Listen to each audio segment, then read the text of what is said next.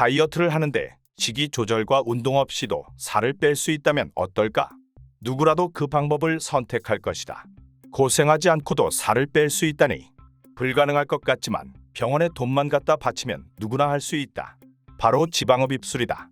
말 그대로 체내의 지방을 뽑아내 제거하는 기술로 병원 가서 수술대에 누워만 있으면 살을 뺄 수 있다. 일부 젊은 여성들은 지방흡입을 위해 용돈을 차곡차곡 모으고 있었는데 최근 지방흡입술을 바꾸는 피부가 무너져 내린 의사의 이야기가 공개되어 충격을 주고 있다. 지방흡입술의 원리는 간단하다. 원하는 부위에 지방층의 약물을 넣어 지방층을 반쯤 액체화시킨 뒤 파이프를 꽂아 넣고 쭉쭉 뽑아내는 것이다. 시술받고 끝이 아니고 이후 지방분해 주사 시술도 받으면서 몇 달, 몇 년 관리를 해줘야 원하는 만큼 날씬해질 수 있다고 한다. 지방은 원래 장기를 보호하는 놈이다. 그래서 신경, 혈관을 주위에서 꼭꼭 둘러싸고 있다. 정상적인 상태에서는 주요 장기들을 피해서 지방흡입을 할 수가 없다.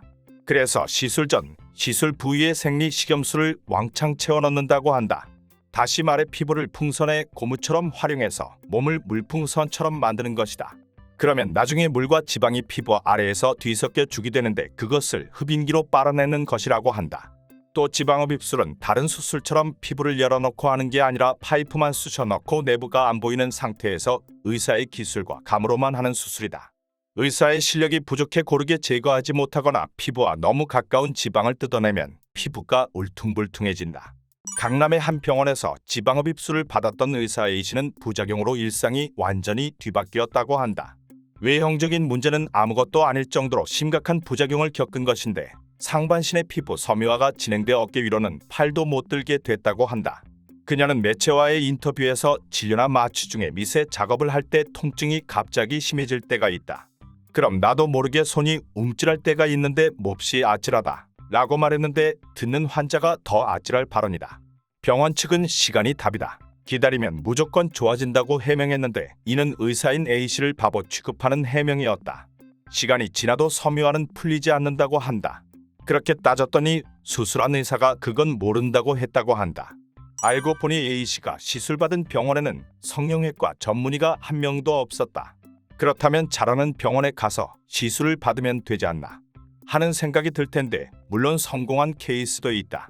후기를 검색해보면 굵었던 허벅지가 젓가락이 되어버렸다는 이야기들을 어렵지 않게 찾아볼 수 있다. 하지만 지방흡입술은 서울대 의대 교수도 하지 말라고 말리는 시술이다. 지방흡입술 마스터가 시술해줘도 절대 피할 수 없는 게 있다. 바로 지방색전증이라는 것인데 몸에서 떨어져 나온 지방의 덩어리가 폐의 미세혈관이나 다른 곳, 특히 뇌의 미세혈관을 막는 경우를 말한다. 이건 의사 실력이 아무리 좋아도 생길 수 있는 상황이고 예방책도 없다. 그냥 재수 없으면 중환자실로 실려가거나 목숨을 잃을 수도 있다고 한다.